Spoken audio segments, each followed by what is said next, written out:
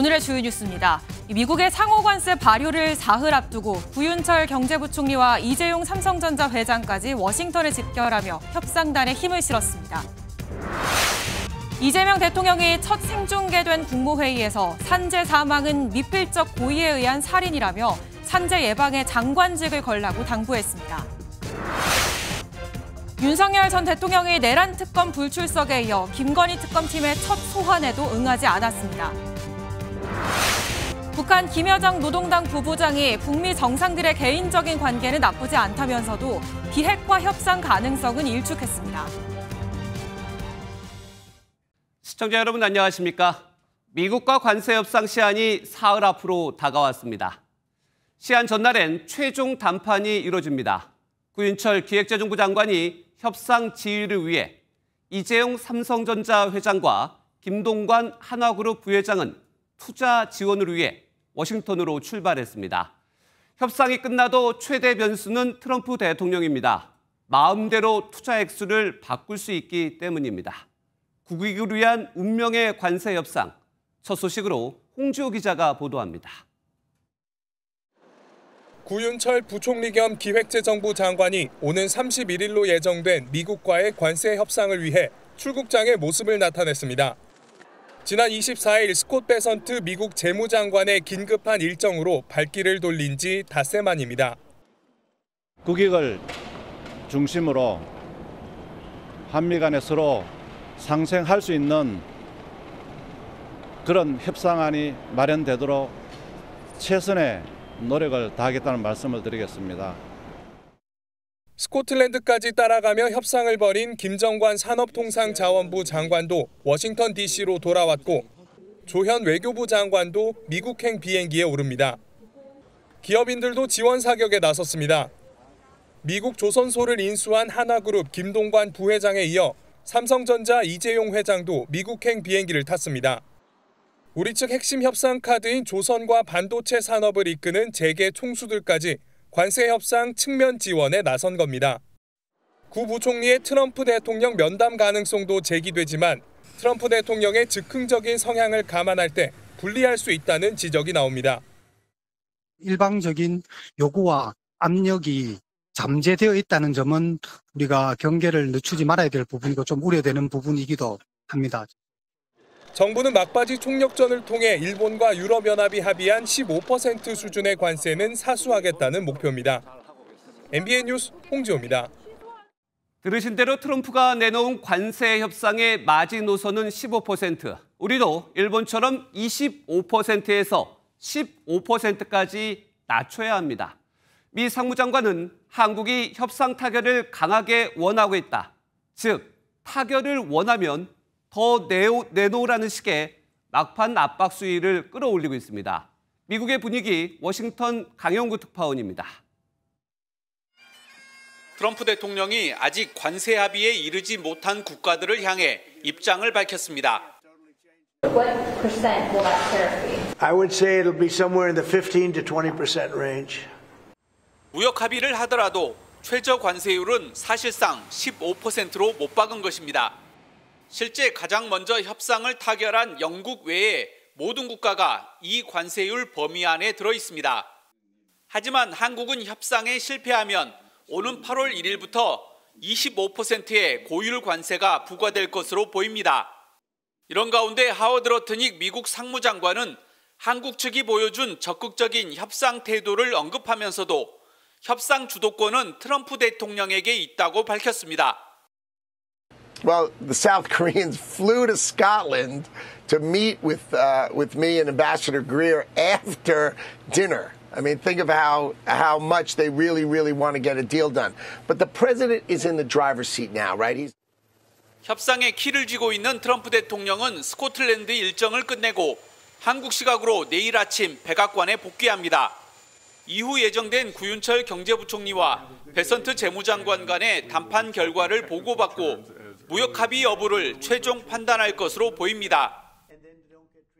이번 무역 협상 결과에 따라 한국과 미국, 양국의 전략적 파트너십도 변화를 맞을 전망입니다. 워싱턴에서 MBN 뉴스 강영구입니다. 첫 생중계로 열린 국무회의에서 이재명 대통령이 장관들에게 강도 높은 발언들을 쏟아냈습니다. 특히 산재 사망은 미필적 고의 살인이라며 고용노동부 장관에겐 직을 걸고 개선할 것을 지시했습니다. 관련된 회사도 콕 집었습니다. 표선우 기자가 보도합니다. 이재명 대통령이 사전 예고 없이 국무회의를 생중계로 진행했습니다. 회의 시작부터 산업재해 근절에 운을 띄운 이 대통령은 최근 포스코 ENC에서 발생한 사망사고를 미필적 고의살인이라고 질타했습니다. 예상할 수 있는 일들 방어하지 않고 사고가 나는 것은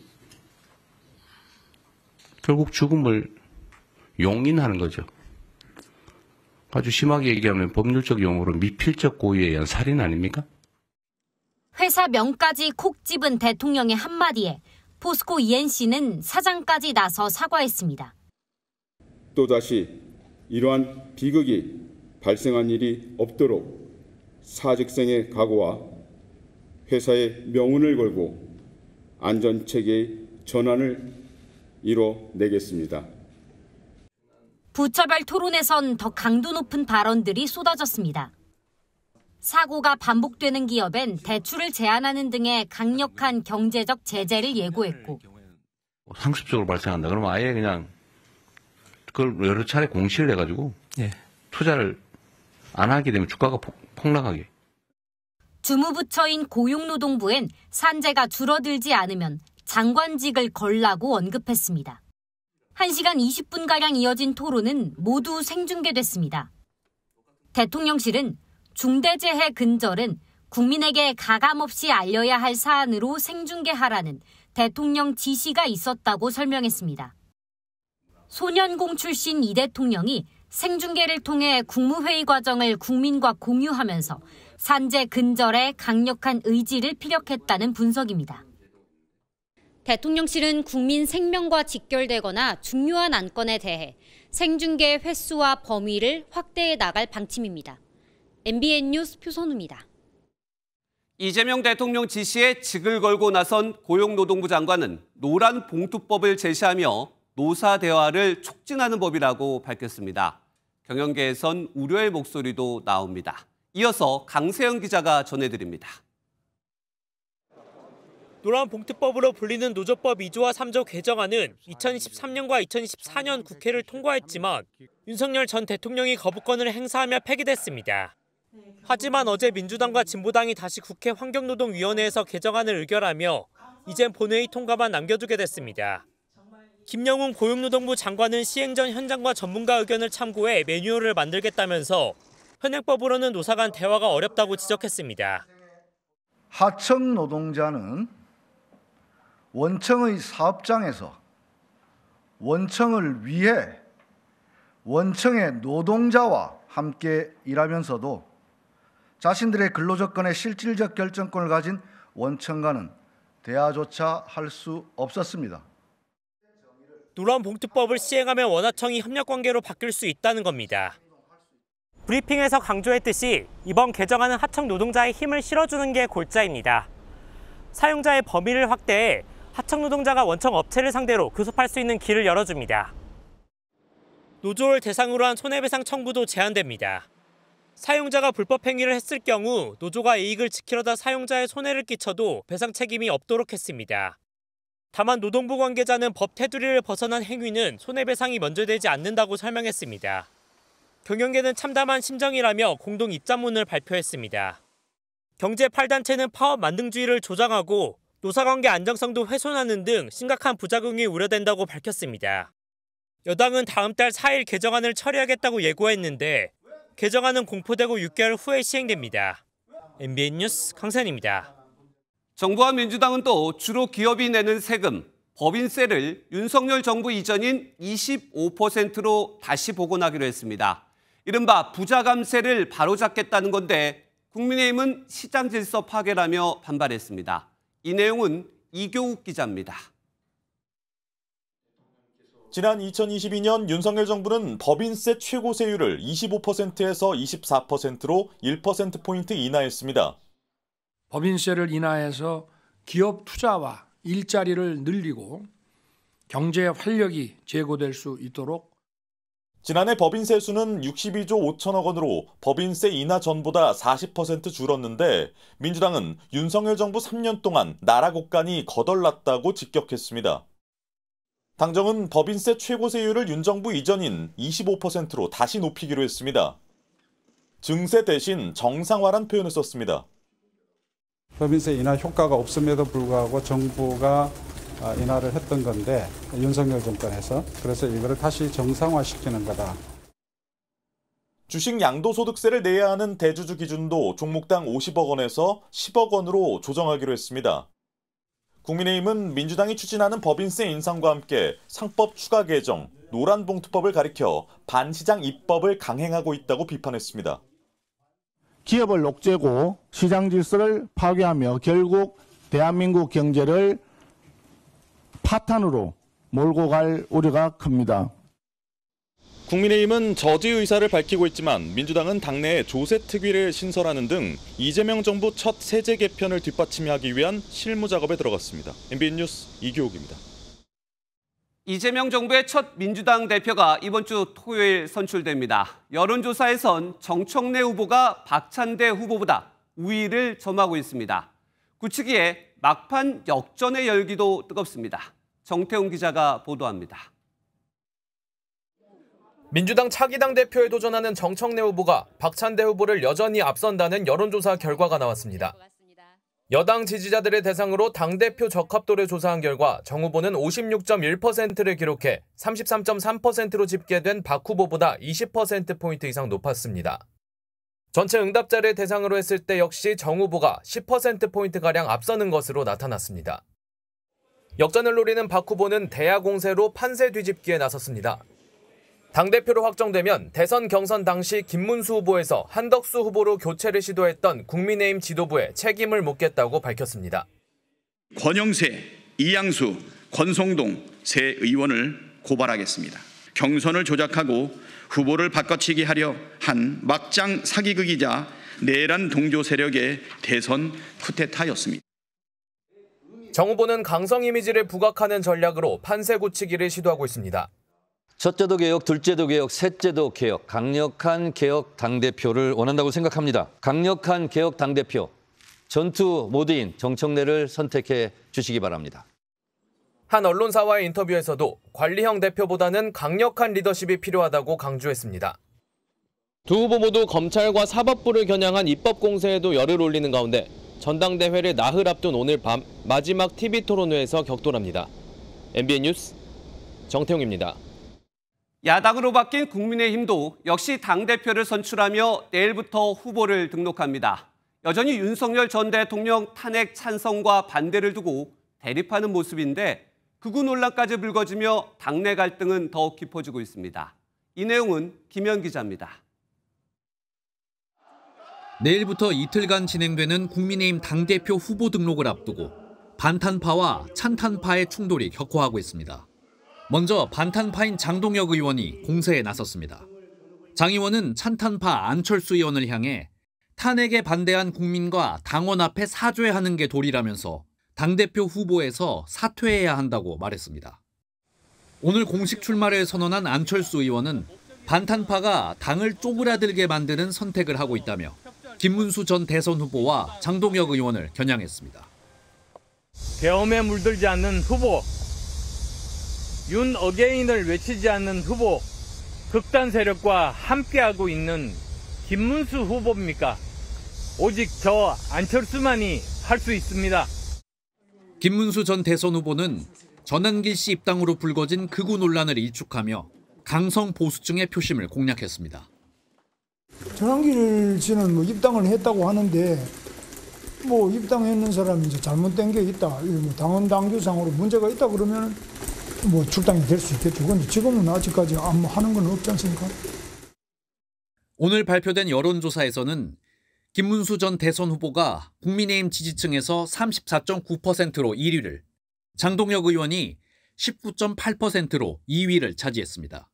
하지만 전체 국민을 대상으로 한 조사에서는 조경태 의원이 23.5%로 1위를 기록해 당심과 민심 사이에 극명한 차이가 있음을 보여줬습니다. MBN 뉴스 김현입니다. 정치 톡톡으로 이어갑니다. 국회 출입하는 김지영 기자 나와 있습니다. 김 기자, 첫 번째 키워드부터 볼까요? 야당 지적 당연하다. 지금 여당과 야당이 바뀌었으니까 민주당이 국민의힘의 지적이 당연하다. 이런 얘기겠죠? 국민의힘이 지적이 당연하다. 즉 집권 여당 박수현 그렇겠죠. 맞습니다. 더불어민주당 의원의 발언인데요. 네. 최위영 문화체육관광부 장관 후보자 인사청문회에서 여야는 오전부터 자료 제출을 두고 충돌했습니다. 내란 잔당들이 아직도 남아 있습니다. 그만들 하십시오. 아직 의사진행 발언 끝나지 않았습니다. 의사진행 발언 끝난 다음에 말씀하세요. 증인, 참고인 제로. 불리한 자료 제출 제로. 그리고 하루만 버티기. 이것은 인사청문회가 아니고요. 의석 많다고 청문회 흉내만 내는 겁니다. 네. 네, 여야 간 갑론을박 상황에서 박 의원이 최 후보자가 오늘만 버티자는 식으로 자료를 부실하게 제출했다고 질타한 겁니다. 충분히 소명이 가능한데 왜 자료 제출을 그런 것들을 잘 못해서 이런 지적을 받습니까? 야당 의원님들의 저런 따끔한 질책을 받는 것도 제가 볼 때는 후보자 책임이고. 다음 키워드도 한 번 더 볼까요? 유명해져 죄송합니다. 누구의 발언입니까? 네, 바로 발언의 주인공이 최동석 인사혁신처장인데요. 네. 과거 부적절한 발언이 연이어 수면 위로 떠오르면서 여야 모두에서 비판을 받고 있죠.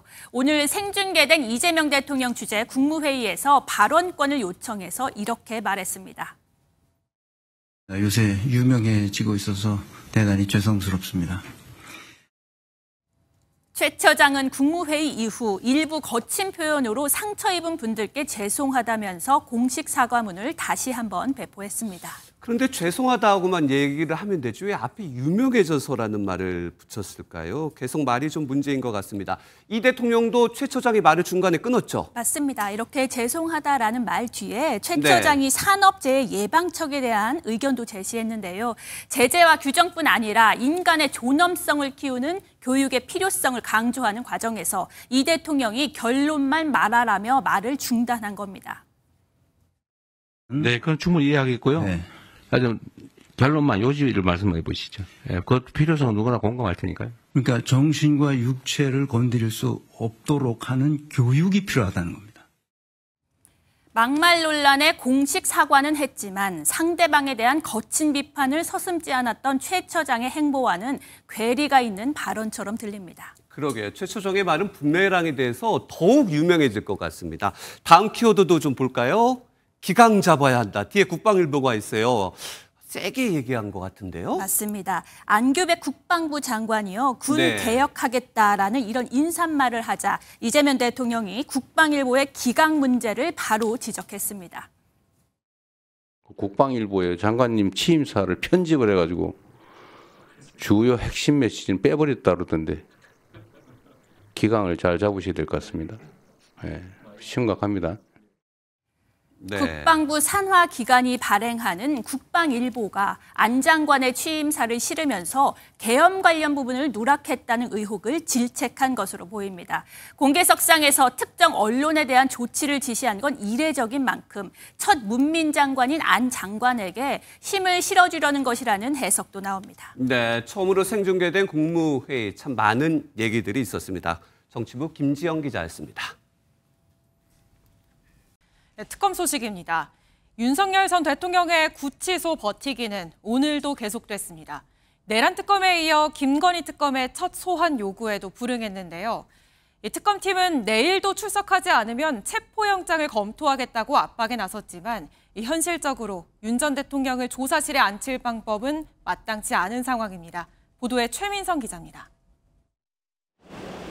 민중기 특별검사팀의 윤석열 전 대통령 첫 소환 조사가 무산됐습니다. 특검팀은 오늘 오전 10시 명태균 공천 개입 의혹 등을 조사하기 위해 윤 전 대통령에게 피의자 신분으로 출석하라고 통보했지만 윤 전 대통령은 응하지 않았습니다. 특검팀은 곧바로 내일 오전 10시에 출석할 것을 다시 통보하면서 또다시 나오지 않으면 체포영장도 청구할 수 있다고 경고했습니다. 만일 임하서 응하지 않는다면 체포영장 청구 등 강제 수사도 염두에 두고 있음을 알려드립니다. 하지만 윤 전 대통령 측은 특검팀의 변호인 선임계는 물론 조사 관련 의견조차 내지 않은 것으로 알려졌습니다. 특검팀의 으름장에도 현실적으로 윤 전 대통령을 조사실 의자에 앉힐 뾰족한 수가 없다는 지적도 나옵니다. 앞서 조은석 특검팀이 윤 전 대통령 재구속 이후 서울구치소에 명령까지 내리며 강제 구인을 3차례나 시도했지만 모두 실패했습니다. 윤 전 대통령은 이미 진행 중인 내란 재판에도 출석하지 않고 있습니다. 건강 악화를 이유로 사실상 모든 사법 절차에 불응하고 있는 건데 민중기 특검팀도 수사에 차질을 빚을 가능성이 나옵니다. 법조계 안팎에서는 조은석 특검팀에 이어 또다시 조사 없는 기소가 이루어질 거란 전망이 나오고 있습니다. MBN 뉴스 최민정입니다. 이른바 VIP 경로설 규명에 속도를 내던 순직 해병 특검이 조태용 전 국정원장을 소환해 조사하고 있습니다. 윤 전 대통령이 최 해병 사건 수사 결과를 보고받고 경로를 했다던 바로 그 회의의 핵심 참석자죠. 조 전 원장은 경로설을 부인해 왔지만 다른 참석자들이 잇따라 경로가 있었다고 인정한 만큼 진술을 바꿀지 주목됩니다. 박규원 기자입니다. 조태용 전 국가정보원장이 이명현 특별검사팀 사무실이 있는 건물로 들어옵니다. 윤 전 대통령이 경로한 거 직접 보셨습니까? 성실하게 조사받겠습니다. 조 전 원장은 국가안보실장이었던 2023년 7월 31일 이른바 VIP 경로설이 나온 안보실 수석 비서관 회의에 참석했습니다. 이 자리에서 윤석열 전 대통령은 최 해병 사망 초동수사 결과를 보고받은 뒤 이러면 누가 사단장 하느냐며 경로한 것으로 알려졌습니다. 참석자 가운데 윤 전 대통령 다음 서열이었던 조 전 원장은 임기훈 전 국방비서관과 함께 마지막까지 회의실에 남아 있었습니다. 조 전 원장은 당시 회의에서 최 해병에 대한 보고 자체가 이루어지지 않았었다며 경로설을 부인해왔습니다. 그러니까 31일 수석 비서관 회의에서 보고한 적이 없다는 거죠? 없습니다. 하지만 최근 특검 조사에서 김태효 전 안보실 1차장을 비롯한 참석자들이 잇따라 대통령의 경로가 있었다고 진술하기 시작한 만큼 조 전 원장도 진술을 바꿀지가 주목됩니다. 경로설 수사가 절정을 향해 가는 가운데 특검팀은 모레 최 해병 사건 기록 회수에 관여한 의혹을 받는 이시원 전 대통령실 공직기관 비서관을 피의자 신분으로 소환할 계획입니다. MBN 뉴스 박규원입니다. 이제는 덥다는 말도 지겹지만 오늘도 이 폭염이 전국을 집어삼켰습니다. 이 에어컨 없이도 산다던 강원의 태백마저도 이 폭염주의보가 발령됐는데요. 이 본격적인 피서철이 시작이 됐지만 보시는 것처럼 전국이 뜨거워서 더위를 피할 곳이 없습니다. 얼마나 더우면 모기도 씨가 말랐습니다. 김민수 기자입니다. 오늘 낮 12시 55분 강원도 태백시는 일최고 체감온도가 33.8도를 기록했습니다. 이틀 연속 체감온도 33도를 넘어 태백에도 폭염주의보가 발령됐습니다. 이제 전국에서 폭염특보가 내려지지 않은 곳은 한라산이 유일하고 전국이 빨갛습니다. 대기 상층의 북태평양 고기압과 티베트 고기압, 여기에 열대 저압부에서 되살아난 8호 태풍 꼬마이의 영향으로 폭염의 기세는 당분간 꺾이지 않을 전망입니다. 북태평양 고기압 영향권에서 대체로 맑은 가운데 낮 동안 햇볕에 의해 기온이 오르고 뜨거운 열기가 누적되면서 무더위가 이어지겠으니 온열질환 등 건강관리에 유의하시기 바랍니다. 14일째 이어진 폭염에 이맘때 들끓던 모기도 자취를 감췄습니다. 개체수 파악을 위해 설치한 채집망의 내부 온도는 그늘에서도 35도 안팎으로 치솟습니다. 채집망 내부가 찜통이 되면서 이렇게 수거해봤더니 살아있는 개체가 한 마리도 보이지 않습니다.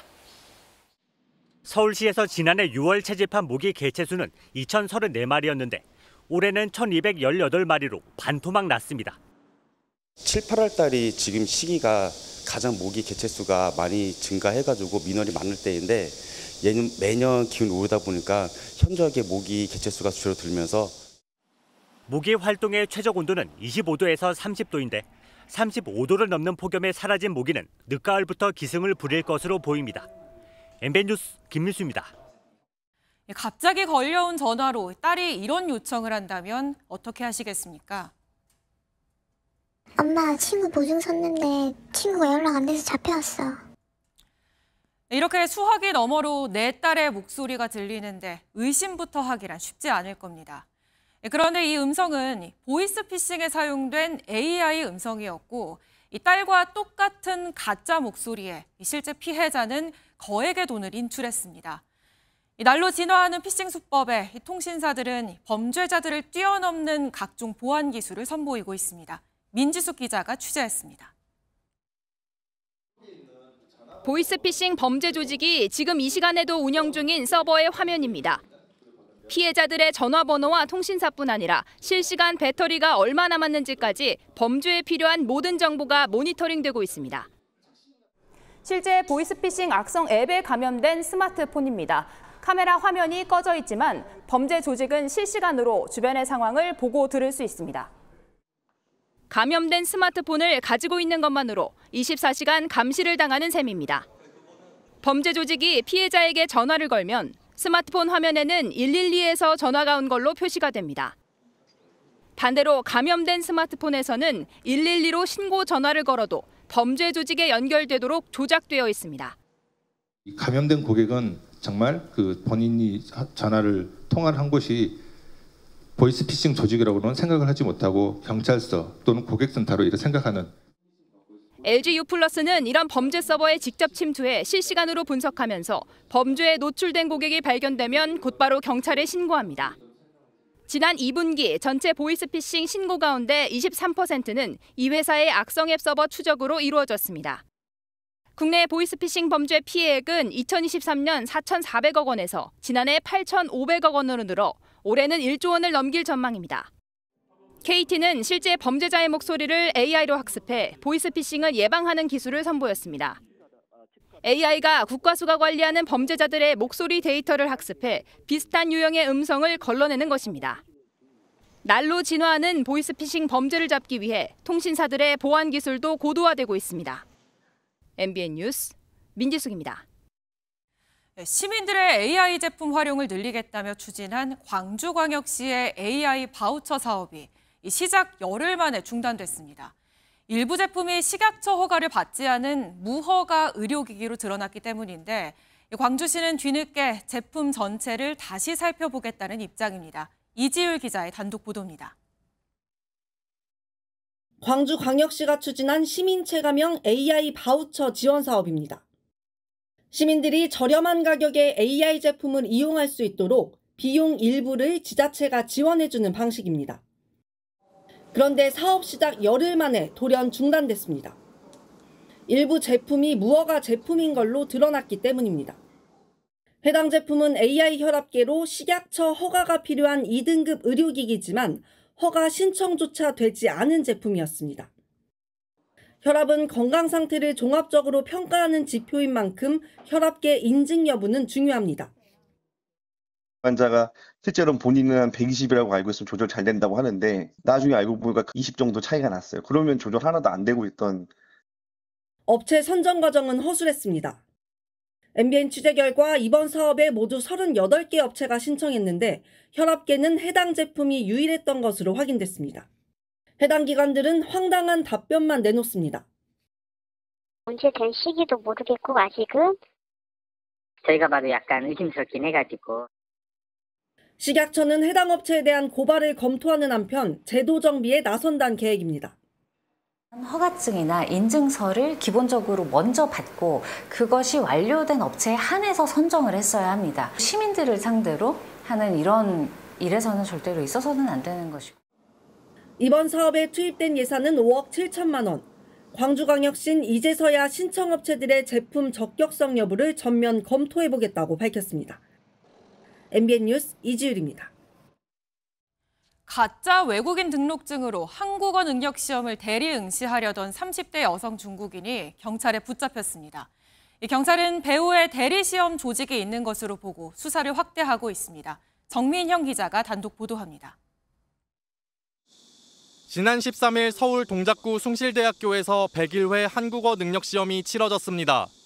국립국제교육원이 주관하는 이 시험은 재외동포나 외국인의 한국어 사용 능력을 평가하는데 주로 국내 대학 입학이나 취업에 활용됩니다.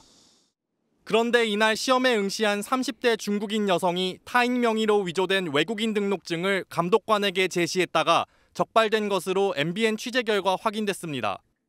재질도 좀 우리가 평소에 알고 있던 거랑은 좀 달랐고요. 신분증을 비춰서 볼 때 나오는 그런 홀로그램 같은 것도 매뉴얼에 있는 내용하고 상이했습니다. 신고를 받고 출동한 경찰은 A씨의 휴대전화 중국어 채팅 앱에서 시험 브로커와 대리시험을 사전에 협의하고 수락한 정황을 포착한 뒤 현행범 체포한 것으로 전해졌습니다. 이후 경찰은 A씨로부터 시험을 치른 뒤 60만 원을 받기로 했다는 취지의 진술을 확보한 것으로 전해졌습니다. 그런데 이날 숭실대뿐만 아니라 한성대학교와 인제대학교에서 대리시험에 나선 중국인들이 적발된 것으로 취재 결과 확인됐습니다. 공교롭게도 모든 위조 외국인 등록증에는 울산 출입국 관리청이 발급했다고 적혀 있었고 동일한 발급 날짜가 기재된 것으로 조사됐습니다. 불법 단체가 대리응시에 조직적으로 개입했을 가능성을 시사하는 대목입니다.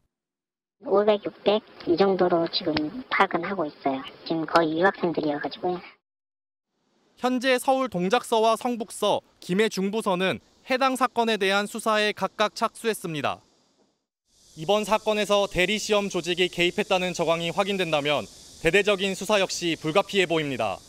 MBN 뉴스 정민영입니다. 지난주부터 자영업자와 소상공인들을 돕겠다는 취지로 소비 쿠폰이 발급됐죠. 그런데 이 소비 쿠폰 사용처에 엉뚱하게도 학술단체인 학회 수십 곳이 이름을 올린 것으로 확인됐습니다. 신용수 기자의 단독 보도입니다.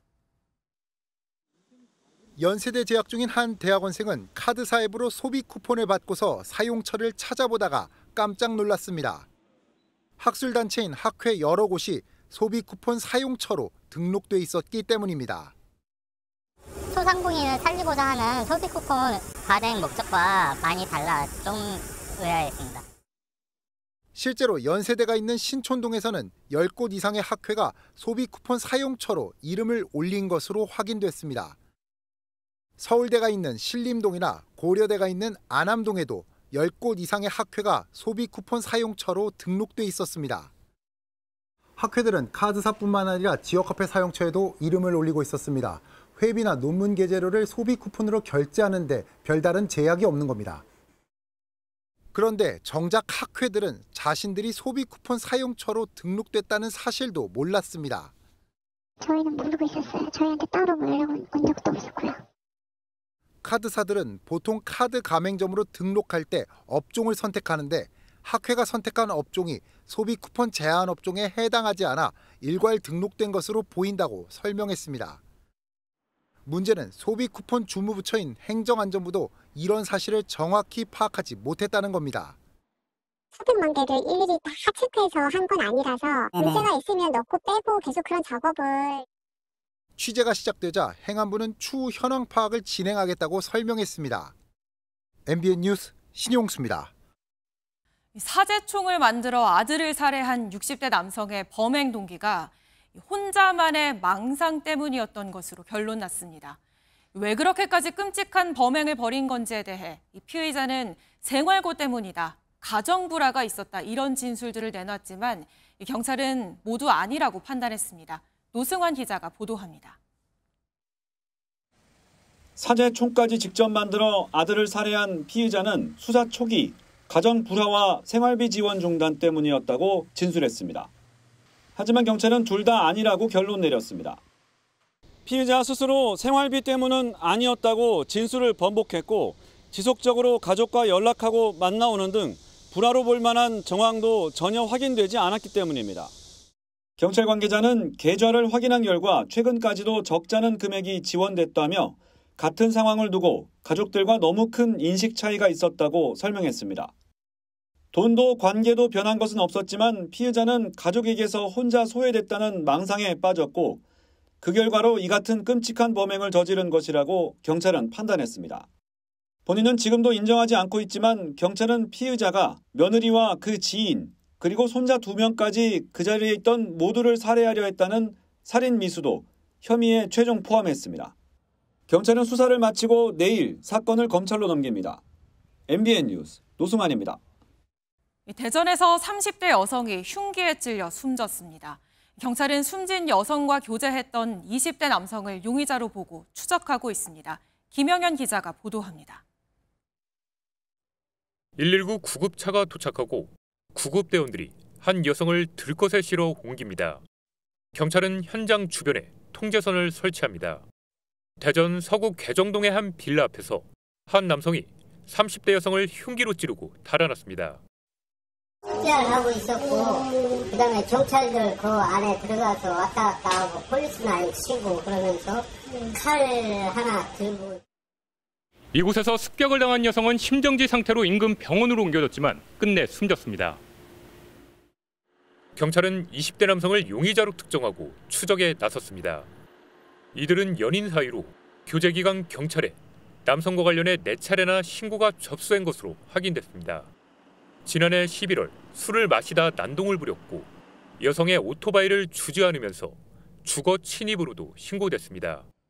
지난달에는 다른 사람과의 시비로 현장을 벗어나려던 여성을 협박하고 출동한 경찰관을 폭행하기도 했습니다. 하지만 여성은 당시 경찰이 권유한 스마트워치를 거부하고 남성의 처벌도 원치 않았습니다. 전화를 안 받고 출석을 안 해서 진행을 못하고 있는 상황이다. 경찰은 인근 CCTV 영상을 토대로 남성을 쫓는 한편 구체적인 범행을 파악하기 위해 목격자를 상대로 조사할 계획입니다. MBN 뉴스 김영현입니다. 왜 이런 비극이 반복되는 걸까요? 울산에서도 스토킹 폭력으로 인한 인명피해가 발생했습니다. 이번엔 접근 금지 명령이 내려진 전 연인을 찾아가 흉기를 휘두른 30대 남성이 시민들에게 붙잡혔는데요. 경찰은 얼마 전에도 비슷한 일을 벌였던 이 남성을 구금시키려고 했지만 검찰이 이를 기각했던 것으로 확인됐습니다. 박상호 기자입니다. 울산의 한 병원 주차장입니다. 차량 한 대가 빠져나가려 하자 주변 남성들이 달려들어 차를 막아 세웁니다. 도망가는 차를 향해 한 명은 막대로, 다른 한 명은 소화기로 유리창을 내리칩니다. 남성 한 명이 차에 부딪혀 넘어지자 그제야 차량이 멈춰서고 옆에 있던 남성이 차에서 내리는 운전자에게 소화기를 뿌립니다. 당시 이 차량을 몰고 가던 30대 남성은 이곳 주차장에서 20대 여성을 흉기로 찌르고 달아나는 길이었습니다. 용감한 시민들 덕분에 가해 남성은 현장에서 붙잡혔습니다. 소화기를 이제 차 안에 뿌리고 나니까 자기가 호흡이 곤란했던가 봐요. 우리가 둘러싸가지고 그분을 이제 다른 데서 도망을 못 가게 막고. 30대 남성은 피해자가 헤어지자고 하자 앙심을 품고 범행을 저질렀습니다. 이미 지난 3일과 9일 각각 폭행과 스토킹으로 2차례 신고가 접수돼 접근 금지 명령을 받은 상태였습니다. 경찰은 스토킹 가해자를 구금할 수 있는 잠정 조치 4호까지 모두 신청했었지만 검찰이 이를 기각한 것으로 확인됐습니다. 저희는 격리가 필요하다는 판단이었습니다. 검찰 측에서는 4호 부분에 대해서 위험성을 한번 재검토를 해보라는 취지로 기각을 했다. 피해 여성은 응급수술을 받았지만 위독한 상태입니다. 경찰은 가해자 조사가 끝나는 대로 구속영장을 신청할 예정입니다. MBN 뉴스 박상호입니다. 전 세계 유력 인사를 초청해 미성년자에게 성매매를 시켰다는 혐의로 수감되다 자살한 앱스타인. 트럼프 대통령도 연루됐다는 의혹이 끊이지 않습니다. 이번엔 외설적인 여성 그림의 생일 축하 편지를 보냈다는 보도가 있었는데 역시 부인했습니다. 그리고는 클린턴 전 대통령이 연루됐을 것이라고 말을 돌렸습니다. 한여의 기자가 보도합니다. 도널드 트럼프 미국 대통령이 미성년자 성착취 범죄자 앱스타인과의 연루설을 거듭 부인했습니다. 트럼프 대통령은 자신이 앱스타인에게 외설적인 여성 그림을 그려 생일을 축하해줬다는 의혹을 일축했습니다. But I'm not a drawing person. I don't do drawings of women. 그림을 그리지 않는다고 이미 한 차례 부인했지만 자선 경매에서 트럼프 대통령의 그림이 판매된 적이 있다는 지적이 나오자 이번엔 여성을 그리지 않는다고 다시 반박한 겁니다. 그러면서 과거 앱스타인이 성착취를 저지른 장소에 초대를 받았지만 거절했다고 밝히며 빌 클린턴 전 대통령을 언급했습니다. And by the way, I never went to the island, and Bill Clinton went there supposedly 28 times.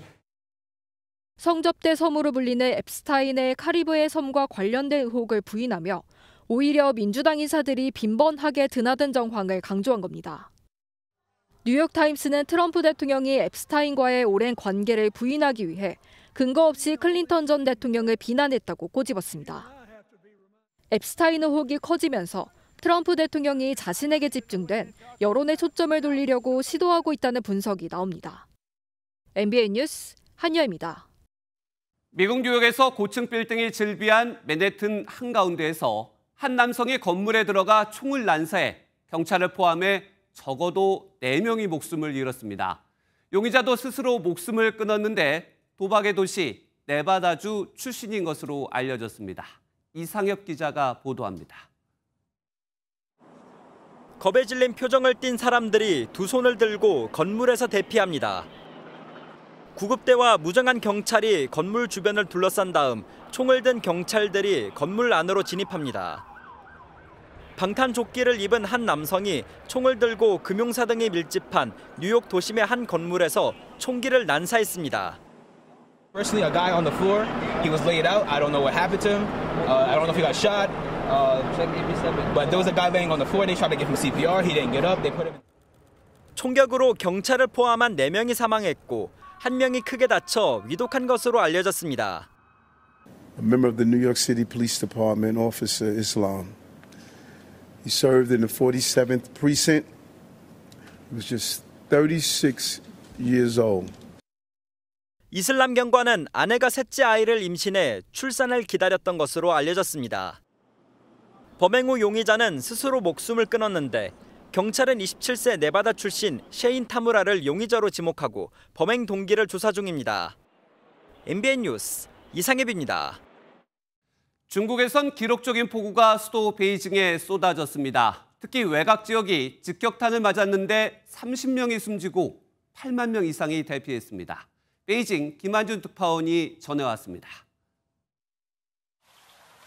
창문 높이까지 들어찬 물이 언제라도 밀려 들어올 기세입니다. 베이징 북동부 외곽 미인구의 한 가정집에서 촬영한 영상입니다. 543mm가 넘는 물폭탄이 쏟아진 건데 베이징 연평균 강수량인 600mm의 90%에 이르는 엄청난 양이었습니다.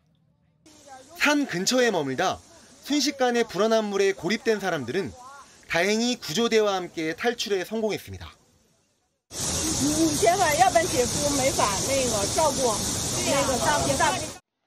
베이징으로 장거리 출퇴근하는 직장인이 많이 사는 허베이성 옌자오도 물바다로 변했습니다. 흙탕물 속에 멈춰버린 차를 밀고 가는 용기 있는 사람도 있었지만 겁에 질린 사람이 대부분이었습니다. 오도 가도 못한 채 물속에 갇혀버린 버스에는 지게차가 긴급 투입돼 승객들을 하차시키기도 했습니다.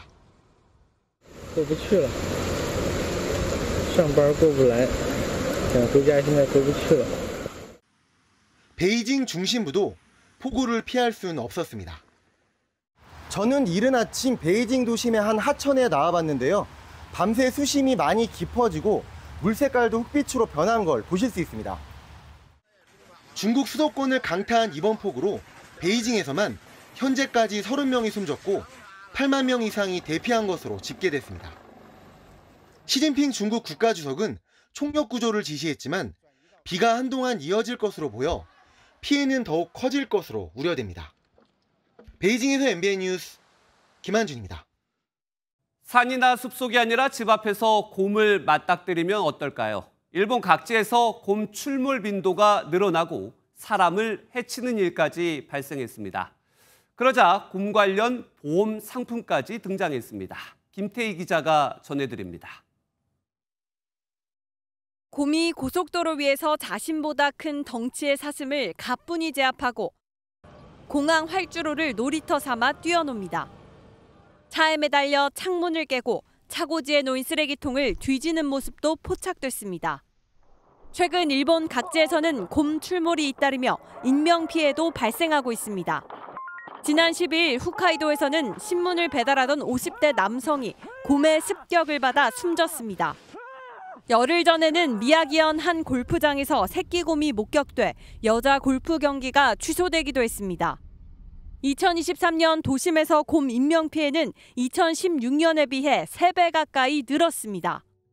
곰이 도심까지 내려오는 현상은 기후변화로 인한 도토리나 밤나무 등 먹이 부족이 주요 원인으로 꼽힙니다.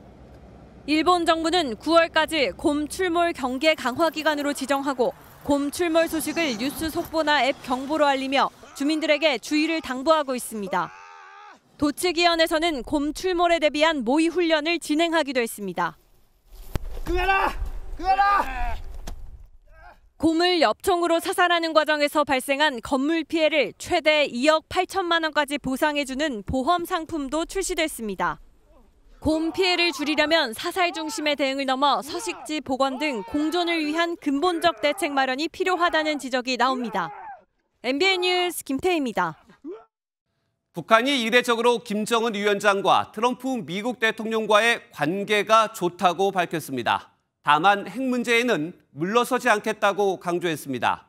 트럼프 대통령은 김 위원장과 대화가 열려 있다고 화답했습니다. 이 두 사람 다시 만날 수 있을까요? 김세희 기자가 보도합니다.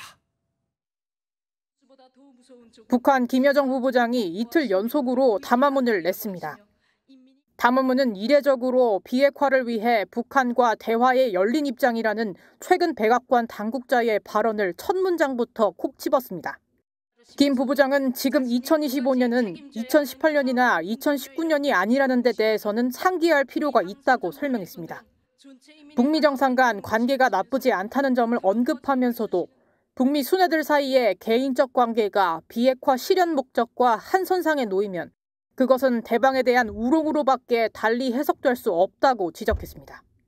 북한이 사실상 비핵화 의제에 대해 대화를 거부하면서도 이 외의 대화에는 여지를 남긴 것으로 풀이됩니다.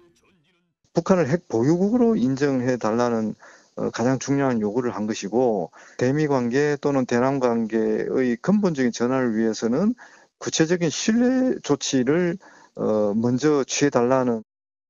담화 직후 미국 백악관은 트럼프 대통령이 북한 핵 프로그램을 완전히 종료하기 위해 대화에 여전히 열려 있다고 밝혔습니다. 대통령실은 한미 양국이 한반도 평화 및 북핵 문제의 평화적 해결을 위해 대화에 열려 있다는 입장을 일관되게 밝혀왔다며 남북 신뢰 회복과 북미 회담 재개에 노력할 것이라고 강조했습니다. MBN 뉴스 김세희입니다. 저출산의 인구가 줄어든다는데 지난해 우리나라 총 인구는 5,180만 명으로 2년 연속 늘어난 것으로 나타났습니다. 국내 거주 외국인이 어느새 200만 명을 넘어선 영향인데요. 반면 내국인 수는 줄었고 65세 이상 고령 인구는 사상 처음 1,000만 명을 돌파했습니다. 이승훈 기자입니다. 서울 중구의 한 거리.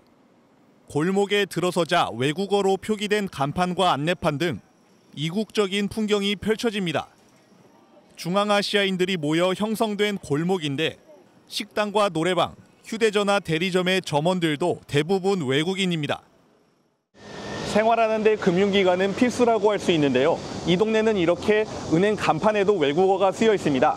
지난해 말 기준 3개월 이상 국내에 거주한 외국인은 200만 명을 넘어섰는데 통계 작성 이래 처음입니다. 한국에 대한 전반적인 인식 개선과 코로나19가 끝난 후 늘어난 외국인 인력 등이 국내 외국인 수를 3년 연속 증가시킨 겁니다. 지금 여기서 석사 중에 공부하거나 여기서 뭐 취업하거나 그렇게 오는 사람들이 좀 있더라고요. 내국인 인구가 꾸준히 줄고 있음에도 외국인 유입이 증가하면서 총 인구는 2년 연속 소폭 늘어 5,180만 명을 기록했습니다. 다문화 가정도 44만 가구로 집계됐는데 5년 전에 비하면 24%가량 크게 늘어난 수치입니다. 총 인구의 증가는 고용 허가제 규모 확대, 유학생 증가 등 외국인이 11만 명 증가한 영향으로 분석하고 있습니다. 반면 내국인은 고령화가 가속화하면서 65세 이상 고령 인구가 지난해 처음으로 1,000만 명을 넘어선 것으로 조사됐습니다. MBN 뉴스 이승훈입니다. 먹기만 하면 살이 빠진다는 다이어트 보조제, 요즘 온라인을 통해 많이 판매되고 있는데 이런 제품을 사 먹고 부작용에 시달리는 사람들이 적지 않습니다. 이 제품의 성분을 확인해 봤더니 치명적인 부작용으로 의약품에는 사용이 금지된 약물이었습니다. 안진우 기자입니다. 식품의약품안전처 직원들이 한 아파트에 들이닥칩니다. 집안 진열장엔 약들이 가득합니다. 이거 다 어디서 가져오셨어요? 브라질에서요. 불법으로 수입한 다이어트 보조제입니다. 6, 7만 원에 들여온 제품들은 2배 정도의 가격에 팔렸는데 다이어트에 관심이 많은 여성들이 주 고객이었습니다. 50대 여성은 지난 2001년부터 최근까지 인터넷을 통해 2억 8천만 원어치를 판매했습니다. 마치 천연 성분이 이루어진 다이어트 보조제인 것처럼 광고하여 판매하였습니다. 압수된 제품들입니다. 어떤 성분이 써있는지조차 제대로 표시되어 있지 않습니다. 성분을 분석했더니 식품엔 사용할 수 없는 게 검출됐습니다. 시부트라민이란 성분인데 미국과 유럽 등 세계 각국이 심각한 부작용으로 인해 지난 2010년부터 사용을 금지했습니다. 혈압과 맥박의 상승을 유발할 수 있고 이는 심근경색, 뇌졸중 등의 발생률을 증가시키기 때문에 금지가 됩니다. 식약처는 수입된 의약품이나 건강보조제의 정확한 성분은 인터넷 식품안전나라에서 꼭 확인해 줄 것을 당부했습니다. MBN 뉴스 안진우입니다. 요즘 취업문이 워낙 좁다 보니 이력서에 한 줄이라도 더 넣어야 마음이 놓인다는 청년들이 많습니다. 이런 불안한 심리를 파고든 민간 자격증 장사가 활개를 치고 있는데요. 이 발급까지 40분밖에 걸리지 않는 자격증이 과연 취업에 도움이 될까요? 황찬민 기자가 취재했습니다. 29살 김성훈 씨는 3년째 구직 활동에도 일자리를 얻지 못하자 자격증으로 눈을 돌렸습니다. 뭐라도 하나 더 있으면 좋으니까. 사실은 워낙 경쟁이 치열하잖아요. 자격증 하나라도 더 따야지 뭔가 제가 좀 심리적으로 안정되는 느낌. 김 씨처럼 불안한 마음에 자격증을 따려는 구직자들은 늘고 있는데 일부 민간 자격증의 발급 절차는 허술하기만 합니다. 마케팅 자격증을 발급해주는 민간기관의 홈페이지로 들어가 보니 40만 원에 달하는 수강료를 면제해준다고 광고했습니다. 수강료, 시험 응시료 또 제공해드리는 학습 자료도 이제 무료로 지원받으시고요. 취득하실 때만 이제 비용은 발생되세요. 강의 페이지는 듣지 않고 넘기기만 해도 수강이 완료됐는데 실제 시험은 30문항 가운데 10개만 맞춰도 합격입니다. 자격증 발급료 8만 9천 원만 내면 자격증 신청이 완료되는데 이 모든 과정은 단 40분밖에 걸리지 않았습니다. 허가제로 운영되던 민간 자격증은 지난 2007년 등록제로 바뀌면서 폭발적으로 늘어났습니다. 2022년부터 지난해까지 3년 동안 민간 자격증은 모두 1만 8천여 개가 새로 등록된 반면 같은 기간 6천여 개는 폐지됐습니다. 일부 전문가들은 본인의 역량을 보여줄 수 있는 공인된 자격증을 취득하는 것이 취업에 도움이 될 것이라고 조언합니다. 회사들이나 금융기관 이런 데 이렇게 좀 물어보면 별로 도움이 안 된다고도 하고 심지어는 오히려 마이너스다. 구직자들의 심리를 악용한 돈벌이 장사라는 오명을 벗기 위해서라도 민간 자격증 업체 역시 엄격한 절차를 마련해야 한다는 지적입니다. MBN 뉴스 황찬민입니다. 요즘 같은 폭염에 땀을 많이 흘리면 이 스포츠 이온 음료를 종종 찾게 되죠. 그런데 이런 이온 음료도 이 치아 건강에 좋지 않다고 잘 알려진 콜라만큼이나 당분이 많다는 사실 알고 계셨을까요? 방심하면 시리고 아픈 치아로 고생할 수 있습니다. 안병수 기자입니다.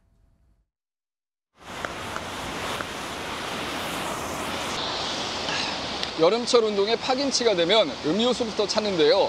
상대적으로 덜 달아서 괜찮다고 생각했던 것도 치아 건강을 서서히 해칠 수 있습니다. 대부분의 음료수에 포함된 당분이 입속에서 산으로 분해돼 치아 표면인 범랑지를 상하게 하면서 세균이 깊숙이 침투하기 때문입니다. 이온 음료도 예외는 아닙니다. 600ml 한 병에 많게는 30g의 당분이 들어있는데 콜라 250ml 한 캔, 오렌지 주스 350ml 한 병과 거의 비슷합니다.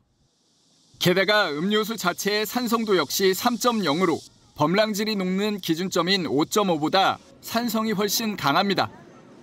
실제로 충치 환자는 여름이 깊어질수록 늘어나는데 지난해 6월 70만 명이던 환자 수는 8월 80만 명에 육박했습니다. 썩은 치아는 약한 충격에도 쉽게 깨집니다.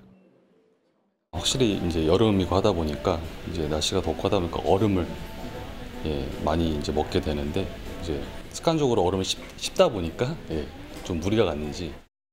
드시고 나면 꼭 양치질을 하신다거나 물로라도 립을 헹궈주시는 게 좀 도움이 되실 수 있을 것 같고요. 이제 치아 파절로 이어지거나 금이 가는 경우가 많이 있어서 그런 부분 좀 주의하셔서. 무설탕 껌을 씹어 침 분비를 유도해 입속의 세균 증식을 막아도 충치를 예방할 수 있습니다. MBN 뉴스 안병수입니다.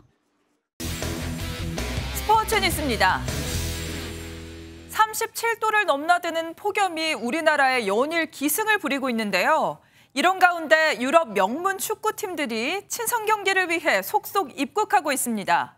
이 슈퍼스타들을 두 눈으로 직접 보려는 축구 팬들에게 폭염은 전혀 문제가 되지 않았다고 합니다. 최영규 기자입니다. 15년 만에 한국을 찾는 바르셀로나 선수단을 보려는 팬들이 공항에 장사진을 쳤습니다. 유니폼과 걸개는 물론 정성스러운 피켓까지 만들어 온 팬들은 화면으로만 보던 선수들을 보려고 새벽부터 인천공항을 찾았습니다. 5시에 출발했어요. 라민 야말 같은 그런 훌륭한 선수들의 플레이를 직접 볼 수 있는 것을 기대하고. 오후 1시가 좀 넘은 시간 드디어 선수단이 도착하자 공항은 환호성으로 뒤덮였습니다.